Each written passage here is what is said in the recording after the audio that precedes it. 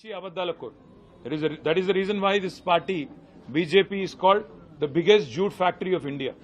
The biggest Jumla factory and jute factory of India is Bharatiya Janata Party. And the chancellor of this university, the WhatsApp university which propagates all this nonsense, is Prime Minister Narendra Modi himself. What I found amusing are the white lies of Honorable Prime Minister, clearly fabricated. And, I think he should start writing scripts for movies. He'll make a great storyteller and a great story writer. తప్పకుండా మంచి మంచి స్టోరీలు రాయొచ్చు ప్రధానమంత్రి గారు. Oscar award కూడా వచ్చినా వస్తుంది. ఆయన యాక్టింగ్ కి, ఆయన స్క్రిప్ట్ రైటింగ్ స్కిల్స్ కి డెఫినెట్ గా ప్రయత్నం చేస్తే మంచిది. This prime minister is so inconsistent. He says on the one hand, BRS has funded Congress in Karnataka, and he says that he has not allowed us into NDA. हमें कोई पागल कुत्ता ने काटा है क्या कि एनडीए में हम जाके शामिल हो जाएं? आज पूरे के पूरे पार्टी आपको एनडीए को छोड़ के बाहर जा रहे हैं.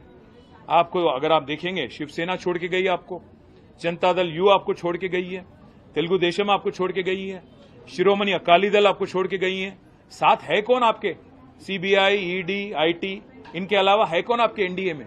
आज प्राइम मिनिस्टर ये मानते हैं अपने आप को कि वो बहुत क्लीन आदमी है और बाकी पूरा दुनिया करप्ट है. प्राइम मिनिस्टर को मैं याद दिलाना चाहता हूं, क्या हो गया हिमंत बिस्वा शर्मा पे जो केस था, आपके पार्टी में शामिल हो गए, केस गायब. हमारे यहां के जो एमपी हैं, सीएम रमेश और सुजना चौधरी, उन पे आरोप लगाए, केस भी लगाए, ईडी, सीबीआई, आईटी.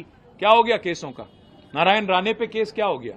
ज्योतिरादित्य पे, सिंधिया पे जो केस थे, आपके साथ शामिल होने के बाद क्या हो गया? और आप जब बात करते हो प्राइम मिनिस्टर साहब कि फैमिली पॉलिटिक्स, डायनेस्टी, मैं आपसे पूछना चाहता हूं, है कौन अनुराग ठाकुर? धुमाल के बेटे नहीं है. ज्योतिरादित्य सिंधिया कौन है? माधवराव जी के बेटे नहीं है क्या? है कौन जय शाह? कोई क्रिकेटर है? कोई बहुत बड़े कोच हैं? कौन है जय शाह? क्या आपने उनको बीसीसीआई के जनरल सेक्रेटरी बना दिया? आप जब बात करते हो प्रधानमंत्री जी, सोच के संभल के करना, क्योंकि केसीआर फाइटर है, वो चीटर के साथ काम नहीं करते. केसीआर जी कभी भी जिंदगी में आप जैसे लीडरों के साथ, आप जैसे पार्टियों के साथ कोई समझौता नहीं करेंगे. हम पूरे विश्वास के साथ ये कहते हैं, हम कोई दिल्ली के गुलाम नहीं है, हम गुजरात के गुलाम नहीं है, दिल्ली के गुलाम नहीं है. हम तेलंगाना जनता के आशीर्वाद से आज तेलंगाना में 2 बार चुने गए. डेमोक्रेटिकली इलेक्टेड गवर्नमेंट हमारी है. अगर आपको लगता है कि आपके डराने से, आपके चिल्लाने से, आपका गला फाड़ फाड़ के बोलने से लोग यहां पे बहक जाएंगे और एक बहकावे में आएंगे, तो यह आपकी नादानी है. और एक बात भी मैं कहता हूं, उन्होंने ये भी कहा कि हमारे चीफ मिनिस्टर ने उनके पास जाके परमिशन लिया कि मुझे चीफ मिनिस्टर बनाना था.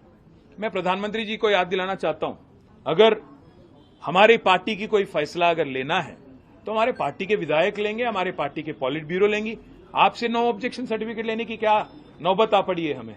हमें कोई फर्क नहीं पड़ता कि मोदी या बीजेपी क्या मानती है, क्या किसको देखना चाहती है. यहां पे तेलंगाना जनता आज केसीआर जी को तीसरी बार मुख्यमंत्री बनाने के लिए, चुनने के लिए तैयार है. आप कितना भी गला फाड़ लें, कितना कुछ भी बोल लें और कितने भी झूठ बोल लें, जितने भी सफेद झूठ आप बोलें, आप कुछ भी नहीं कर पाएंगे. और मैं आज चैलेंज करता हूं बीजेपी को. पिछली बार जो चुनाव हुए थे तेलंगाना में 2018 में, आपके 105 विधानसभा के कैंडिडेट की डिपॉजिट जब्त हो गई, जमानत जब्त हो गई थी. मैं चैलेंज करता हूं, अगर दम है बीजेपी में, नड्डा में, अमित शाह में, नरेंद्र मोदी में और जितने भी और लीडर हैं, आइए. Tourist sir, welcome to Telangana. हमें कोई इतराज नहीं, आप आइए, गला फाड़ फाड़ के बोलिए, तेलंगाना जनता को समझाइए कि किया क्या आपने तेलंगाना के लिए पिछले 9 साल में. और कोई अगर वोट देना भी चाहे तो क्यों दें आपको. मैं चैलेंज करता हूं, पिछली बार 105 सीटों में आपकी जमानत जब्त हो गई थी, इस बार 110 सीटों में आपकी जमानत जब्त हो जाएगी. और इस बार आपको एक भी एमपी आपको तेलंगाना से नहीं मिलेगा, क्योंकि आप इतने झूठ बोल चुके हो, इतने कारनामे कर चुके हो. और सबसे अहम बात ये पूछना चाहता हूं प्राइम मिनिस्टर, आप ये मानते हो अपने आप को कि आप बहुत ही साफ इंसान हो, बहुत ही करप्ट, क्या बोलते हैं उनको, क्लीन इंसान हो, तो आप क्यों मुकर गए? जेपीसी अदानी के मामले में जेपीसी से